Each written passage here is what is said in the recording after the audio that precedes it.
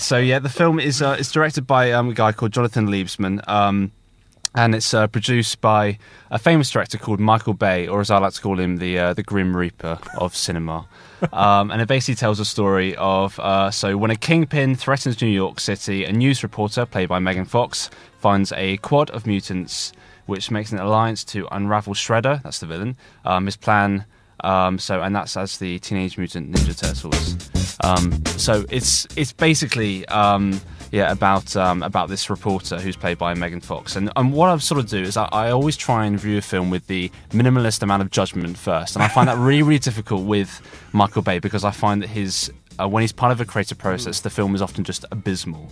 And I remember seeing the trailer for the film and just thinking just how hilarious it was. And this is sort of like the big issue that I had with the film, is that it takes itself so seriously, and it's kind of like, you're sort of watching it and you're going, hang on, didn't that used to be the 80s TV show? Yeah. And that's exactly the same with Transformers. Didn't that used to be like that silly cartoon that we used to watch when we were kids? And the answer is yes, of course it did. It did used to be that, but now there seems to be this revolution of films that take themselves so seriously. Where the colour is all sort of beautiful, and there's lens flare all over the screen, and everything is sort of very, very pretty. And it's just and that is basically just what the film is, and what Transformers is, and it's a real shame, because Teenage Mutant Ninja Turtles didn't take me by any surprise. It is poor. It is very poor, and the difficulty I think I have with it is the fact that there is no plot line at all. It is all about the visual aesthetics in the film, and the thing about that is that when you have a film with no story, essentially what it is that it's just a cowpat. That's what it is. And that's a very good description, Aaron. Yes, very good. yes. So a film good. with no plot is a cowpat, and basically when you have a film that is quite pretty, when it's quite nicely shot, it's still a cowpat, but what you've done is you've rolled it in glitter. So it's still a cowpat, essentially. Great analogy. Yeah, I thought. Yeah, so and the way that the Transformers films go is they basically go bang, crash, wallop, and a lady's backside, and that's all done in repetition, because that is basically what Transformers is, and Teenage Mutant Ninja Turtles is no exception to that. They tone down the irritating sort of sexual element of it, I think, because the target audience is meant to be for children.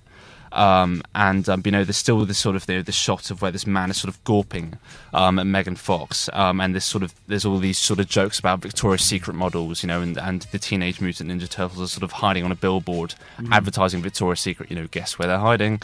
And it's it's as if it's written by a 13-year-old boy that's still in a transition between playing with action men and discovering women for the first time. Right. It's just this sort of this kind of weird sort of transition. And a big sort of issue as well that I had with the film was also so it's rated 12A, which is pretty standard nowadays. A lot of films are rated that, but its target audience, Teenage Mutant Ninja, is about sort of 7 or 8+. Yeah. And this isn't an issue with the BBFC. I think the BBFC are fantastic, but this is an issue with the filmmakers because they haven't analysed the target audience. It's if a film is meant for someone who is 6 or 7, don't give it a 12A classification. Don't make it that violent enough give it that kind of classification. And I mean, that hasn't seemed to stop parents, because I went to go and see it in the cinema, and there were kids in there. I think there was a girl in the row in front of me. I think she must have been about 4 or 5. So I mean, it hasn't stopped some people. And in my opinion, I would say that it's quite a low 12A classification, but nonetheless, the target audience just hasn't been analysed in that way, and that's a real sort of quite a fundamental error, I think, from the filmmaker's point. You really need to analyse your target audience and who the film is meant to be for. Yeah, you've got to, haven't you? Because possibly by the time that a child has got to the age of 12, they're kind of not really into Teenage Mutant Ninja Turtles. Well, exactly. They've kind of moved on to technology and whatever else. So actually, they've got to get their target audience right. Yeah, well, exactly, yeah. And just before the film started, this sort of, Nickelodeon, they had this sort of graphic come out. I was like Nickelodeon, because Nickelodeon did this, and it's a 12A. I associate Nickelodeon with SpongeBob. That's right, yes, and those wonderful cartoons that we sort of grew up with. Not films that are sort of a teenage age, because ironically the film was called Teenage Mutant Ninja Turtles. It's not for that age bracket at all. the fundamental line is that, so Megan Fox is the main character. She's obviously, meant to be very, very attractive in this film, but her acting is not. So in a way, the way that she is kind of like, it's kind of like the way the film is. So, the film kind of looks rather pretty, but on the inside, it's just really dull and it's very, very boring. And Megan Fox's performance is exactly the same thing. So, yeah, the thing is that the film is so loud as well. And sort of Michael Bay did this thing, right? So when Transformers 2 came out, Michael Bay said to all of the projectionists and to the people that are watching cinema, I want you to turn this up really, really loud. Right. And so for some reason, that's meant to make us believe that having something really loud we'll go, oh yeah, that's great. No, that's really, really good. And the reason why I didn't fall asleep through this film was only because it was very, very loud. It's as if they were saying, we know people are going to fall asleep during this film, but we've got to keep them awake somehow. We've got to make it really, really loud. And it's just very, very poor. It's a great shame, really, isn't it? Because the Teenage Mutant Ninja Turtles, I wouldn't necessarily call them iconic, but they were a big part of the 80s, weren't they? And television. And actually, they're kind of being brought back, and it's not really worked, has it? And also, I was just thinking, the makers are almost better off kind of making it 18, because the people that would have enjoyed Teenage Mutant Ninja Turtles are probably over the age of 20 and into their 30s. So those that remember the Teenage Mutant Ninja Turtles would probably be more grateful if it was an over 18, wouldn't they? Rather than appealing to a new generation of younger children. Yeah. Is it going to work? Well, I mean, I'm just trying to think of an 18-rated Teenage Mutant. I mean, that would just be ridiculous. It wouldn't it? Yeah. But it might have a storyline. And well, maybe, yeah. Oh gosh, no, that would just be. Yeah, fancy reviewing that, Aaron. And funnily enough, the director of this film, Jonathan Liebsman, works quite closely with Michael Bay. He actually directed the Texas Chainsaw Massacre: The Beginning, which was kind of like a remake of a remake of a remake. Obviously it was famously very, very bad. But they're sort of quite familiar with those post sort of 80s and 90s horror films, sort of remaking all of the old classic films, and all in all, it's just a real shame. I didn't take it seriously when I saw the trailer. I didn't take it seriously at all when I saw it in the cinemas. And the biggest difficulty is that it's actually, it's aimed for kids. Like, there's nothing wrong with a film being aimed for kids. But the best films aren't kids' films. They're actually family films. And there is a very, very big difference with this.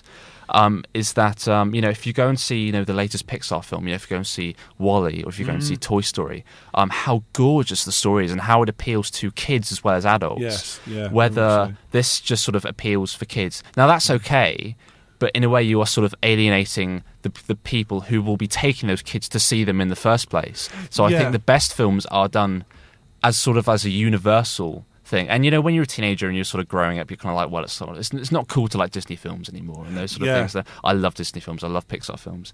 But yeah, it's just all in all, it's very, very boring. There is not a moment in the film that I was interested whatsoever, and it's just very, very loud.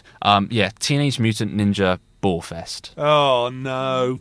So it's a thumbs down. Complete thumbs down through the ground. Yeah. So clearly the sort of revival hasn't really worked from the 80s, bringing back into now. It hasn't really worked. I'm starting to think, did it work in the 80s? Do you know what? I'm not entirely sure it did. I remember them being around, but I don't actually remember watching many of the programmes or the cartoons. It wasn't ever something that I thought, I've got to sit down and watch. It was never anything like that. So maybe it didn't work back then. Are they still climbing in and out of drains? Is that what they used to do? Yeah, they're sort of hiding themselves away. Yeah. And stuff. Yeah, no, it's just, what? I don't really know completely what is going on. I just remember being very bored. Maybe I won't take the nephew to see that. No, maybe not.